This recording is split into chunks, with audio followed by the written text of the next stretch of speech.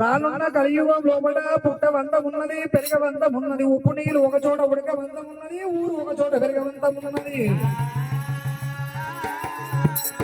నీ హస్తం పుట్టిగా పోవద్దు. ఈ హస్తానికి ఏనాడన్న దీవనార్థి పెడుతున్నది ఎల్లమ్మ దేవి.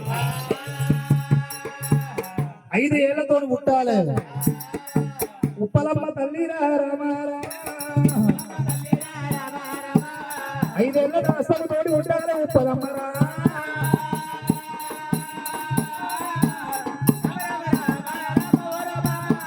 మరి ఉప్పలమ్మ అంటే కూడా 2 విధాలుగా పూజలు చేయాలి. ఇచ్చినప్పుడు ఒకవేళ రక్తం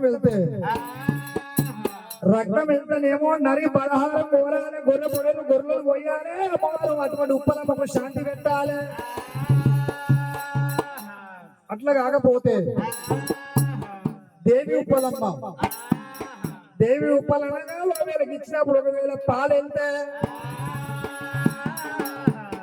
అటువంటి పరమన్నాలు పెట్టాలి అని చెప్పి అటువంటి ఉప్పలమ్మ తన దీవనార్థి పెట్టింది. మరి ఉప్పలమ్మ కూడా 2 రకాలుగా పూజలు చేయాలి, 2 తీర్లుగా పూజలు ఉండాలని చెప్పి దీవెన పెట్టింది. మరి బయటకాడ వెలవాలి. అటువంటి గోడియందు పిల్లలి అందు బాధలందు బచ్చందు నన్ను ఏ విధంగా పూజలు చేస్తారో అన్నది. అందుకే ఉప్పలమ్మ తల్లి ఈ విధంగా పూజలు చేయాలని చెప్పి ఉప్పలమ్మ తల్లి ఆనాడు దీవనార్థి పెట్టింది. ఈ రోజు ఒకవేళ మాత్రమైన ఉప్పలమ్మ తల్లి